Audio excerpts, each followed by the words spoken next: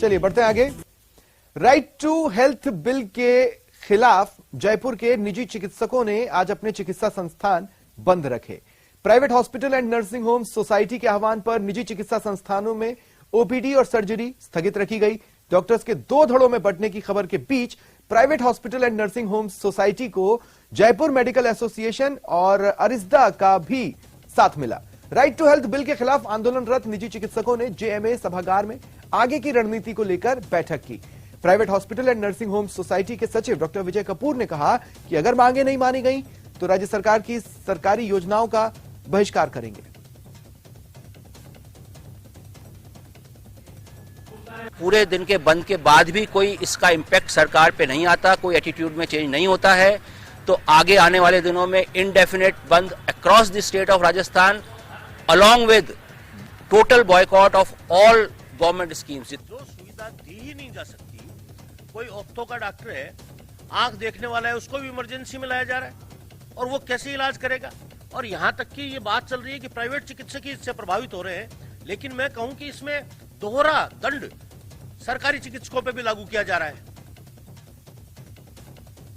शिक्षा मंत्री के गृह जिले में विद्यालयों में अध्यापकों की मांग को लेकर तालाबंदी का सिलसिला जारी है। पूगल तहसील के डंडी गांव स्थित राजकीय उच्च माध्यमिक विद्यालय में अध्यापकों के रिक्त पदों को भरने की मांग को लेकर 3 दिन से धरने पर बैठे ग्रामीणों और विद्यार्थी ने तालाबंदी के साथ भूख हड़ताल शुरू की। आज पूगल एसडीएम और अधिकारी ग्रामीणों से वार्ता के लिए पहुंचे, लेकिन वार्ता विफल रही। इसके बाद 4 बच्चे और 6 ग्रामीण भूख हड़ताल पर बैठ गए। सरपंच ने बताया कि राजकीय उच्च माध्यमिक विद्यालय डंडी पूगल में 585 विद्यार्थियों का नामांकन है और 13 अध्यापकों के पद हैं जो लंबे समय से रिक्त हैं। आज एसडीएम और तहसीलदार यहाँ ग्राम पंचायत डंडी के स्कूल में पहुंचे। जो वार्ता की वो वार्ता विफल रही। उसके बाद में हमने एसडीएम को ज्ञापन दिया और 3 बजे का जो हमारे बच्चे भूख हड़ताल पर बैठेंगे और कुछ हमारे यहाँ के मौजूद लोग वो भी भूख हड़ताल पर बैठ गए हैं। 4 छात्र हैं और 6 हमारे मौजूद यहाँ के लोग हैं जो भूख हड़ताल पर बैठे हैं और कल 11 बजे के बाद में हम बीकानेर की ओर कूच करेंगे। कोटा के नयापुरा सर्कल पर स्थित कचौड़ी की दुकान में घुसकर दुकानदार समेत 3 लोगों पर चाकू से हमले की तस्वीरें आई हैं। देर रात वारदात हुई, सीसीटीवी में कैद हो गई। पुलिस ने तत्परता दिखाते हुए 3 बदमाशों को डिटेन किया। वहीं गंभीर रूप से घायल कचौड़ी व्यवसायी के पेट का ऑपरेशन हुआ है। चाकूबाजी की वारदात के बाद स्थानीय लोगों में आक्रोश है। देर रात तक कचौड़ी वारदात स्थल के आसपास और अस्पताल में परिसर में पुलिस का जाब्ता तैनात रहा। अंदर आए और अज्ञात है, पता नहीं कौन है और कहा सुनी हुई, और वो अंदर घुस के उन्होंने कर्मचारी और फादर के ऊपर वार किया। आप कहाँ थे उस समय? उस समय मैं वहाँ नहीं था। रतन कचौरी के नाम से दुकान है, वहाँ पे एक व्यक्ति आया और कुछ सामान ले रहा था। उस दौरान वहाँ सेल्स वाले व्यक्ति से उसकी कहासुनी हुई और वो बाहर गया, अपने 2 साथियों को अन्य को लेके आया। महावीर और नरेश, इनके साथ मारपीट की और साथ में वहाँ सेठ जी बैठे हुए थे, उनके भी चाकू से हमला किया और इन तीनों व्यक्तियों को तुरंत एमबीएसएच हॉस्पिटल पहुंचाया गया, जहां महावीर और नरेश, इन दोनों को प्राथमिक उपचार के बाद वहां से फ्री कर दिया गया है और सेठ जी रतन जी यहाँ सुधा हॉस्पिटल में जहरी इलाज भर्ती हैं। रविवार सुबह कोर्ट परिसर में स्थित एसबीआई बैंक की 4 दीवारी के बाहर लगी अधिवक्ताओं की टेबल को नगर निगम कर्मचारियों ने हटा दिया था। नाराज अधिवक्ताओं ने आज एसबीआई बैंक के बाहर धरना दिया और एसबीआई बैंक पर ताला चढ़ दिया। वकीलों के आक्रोश को देख प्रशासन ने बातचीत की और निगम ने अधिवक्ताओं की शर्तों को मानते हुए सभी हटाई गई टेबल वापस लौटा दी। साथ ही तोड़फोड़ को दुरुस्त करते हुए इंटरलॉकिंग टाइल्स लगाने की शर्त को माना। लेकिन आज सुबह जब निगम ने काम शुरू किया तो अधिवक्ताओं में एक बार फिर आक्रोश पैदा हुआ और अधिवक्ता फिर एसबीआई बैंक के बाहर धरने पर बैठ गए।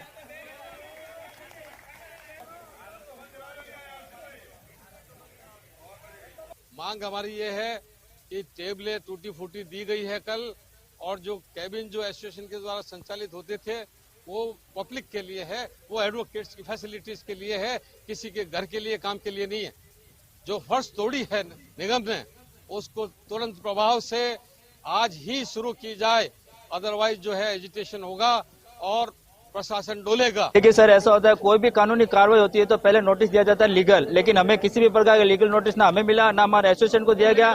बिना किसी की परमिशन यहाँ पे हमारे तोड़फाड़ कर दी और न्यायालय से भी कोई परमिशन नहीं ली गई। ठीक है, और किससे पूछ के उन्होंने तोड़ी हमारी? हर्जाना कौन देगा? आज ये निगम और बैंक प्रशासन पूरा इसका जिम्मेदार है, वो हर्जाना दे और उसकी हमारी सीटें बना के दे। मेरे जो भाई थे वकील भाई, उनकी टेबलें जो है निगम के कर्मचारियों ने और बैंक के मैनेजर की मिली भगत से जो है हटा दी गई।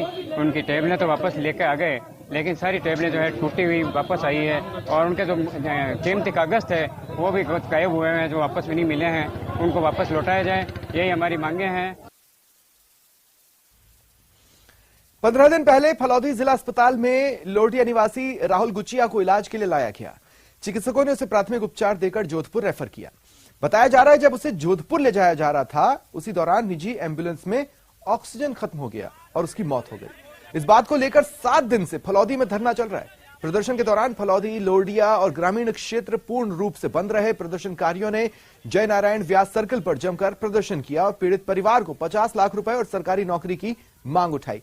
प्रशासन ने मौके पर पहुंचकर समझाइश की, 15 दिनों में मांगे पूरी करने का आश्वासन दिया, तब जाकर प्रदर्शनकारी शांत हुए।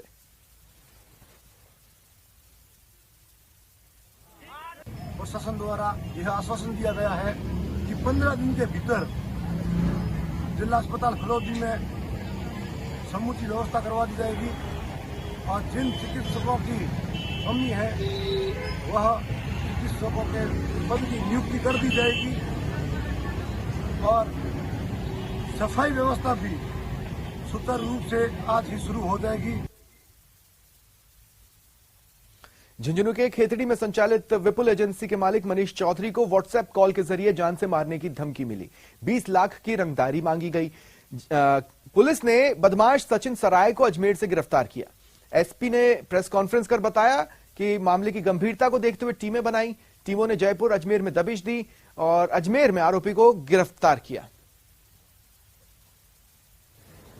इस घटनाक्रम पर व्यापारी मनीष चौधरी द्वारा प्रकरण थाना खेतड़ी नगर में दर्ज करवाया गया। प्रकरण चूंकि गंभीर प्रकरण था, तत्काल अतिरिक्त पुलिस अधीक्षक झुंझुनू, सीओ खेतड़ी तथा एसएचओ खेतड़ी और डीएसटी टीम, इन सभी के संयुक्त प्रयास से टीम गठित हुई और टीम ने लगातार प्रयास करते हुए जयपुर और अजमेर में विभिन्न स्थानों पर दबिश दी।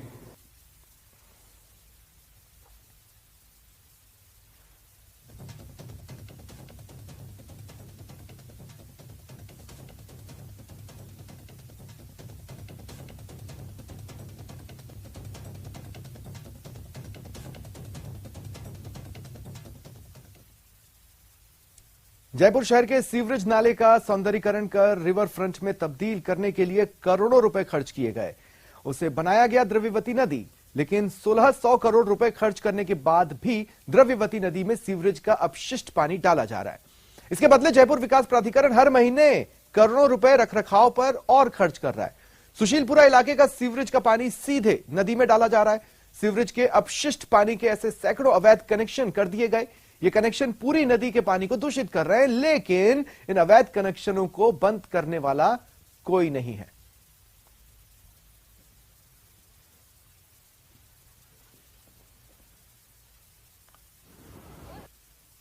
द्रव्यवती नदी के सौंदर्यीकरण के ऊपर 1600 करोड़ रुपए से ज्यादा खर्च कर दिए गए हैं।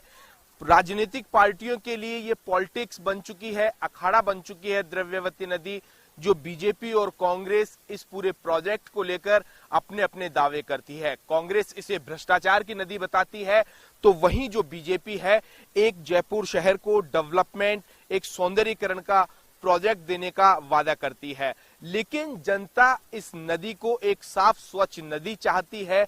उसके बावजूद ये नदी आज दिन तक साफ नहीं हो पाई है। इस नदी के अंदर दुर्गंध, गंदगी जमा है। सबसे बड़ी ये बात है कि जो सोडाला का जो इलाका है, इस इलाके के अंदर जो सीवरेज लाइनें हैं उनके सीधे कनेक्शन कर दिए गए हैं, जिससे यहाँ के जो इलाके के जो लोग हैं उनका जीना मुहाल हो गया है। बड़ी मात्रा के अंदर मलबा जमा है। वहीं जो जिम्मेदार जो अफसर हैं, जो नेता है, इन पूरे सवालों से बचते हैं और कहीं ना कहीं पॉलिटिक्स करते हुए नजर आते हैं। न्यूज़ 18 राजस्थान के लिए रोशन शर्मा की रिपोर्ट। और अब टॉप 10 पिंक सिटी। 2 थाना अधिकारियों को अवैध शराब फैक्ट्री संचालन मामले में निलंबित किया गया। डीजीपी उमेश मिश्रा के निर्देश पर कार्रवाई हुई। एयरपोर्ट पर कस्टम की बड़ी कार्रवाई, सोना तस्करी के 2 मामले पकड़े। महारानी कॉलेज में के छात्र संघ कार्यालय उद्घाटन कार्यक्रम में बड़ा बवाल हुआ। छात्र नेताओं के 2 गुट भिड़ गए। निर्मल चौधरी को अरविंद जाजड़ा ने चाटा मार दिया। युवा बेरोजगारों का हल्ला बोल दिखा। युवा बेरोजगारों ने 22 गोदाम से विधानसभा तक कूच किया और गुजरात आंदोलन के दौरान जो मांगे थीं उन्हें पूरा करने का वादा याद दिलाया। राइट टू हेल्थ बिल के खिलाफ जयपुर के निजी चिकित्सकों ने आज अपने चिकित्सा संस्थान बंद रखे। विधानसभा का बजट सत्र कल तक के लिए स्थगित किया गया। सुबह राज्यपाल का अभिभाषण शुरू हुआ तो बीजेपी विधायकों ने पेपर लीक का मुद्दा उठाते हुए हंगामा किया। राज्यपाल ने अभिभाषण पढ़ना शुरू किया। नेता प्रतिपक्ष गुलाबचंद कटारिया खड़े हो गए। कहा, राजस्थान में लगातार पेपर लीक हो रहे हैं, युवाओं के भविष्य से खिलवाड़ हो रहा है। और अभिभाषण के दौरान आरएलपी विधायकों ने वेल में आकर पेपर लीक केस को लेकर पोस्टर दिखाने शुरू किए, जिस पर विधानसभा अध्यक्ष सीपी जोशी ने सदन की कार्यवाही आज तक के लिए 3 विधायकों को निष्कासित किया। और विधानसभा का बजट सत्र में हुए हंगामे को लेकर सीएम गहलोत ने पलटवार कर कहा, यह चुनाव तक इसी तरह धमाल पट्टी करेंगे। शहर के सीवरेज नाले का सौंदर्यीकरण कर रिवर फ्रंट में तब्दील करने के लिए करोड़ों रुपए खर्च हुए। उसे बनाया गया द्रव्यवती नदी, लेकिन बावजूद इसके नदी में सीवरेज का अपशिष्ट पानी डाला जा रहा है। फिलहाल इतना ही। नमस्कार।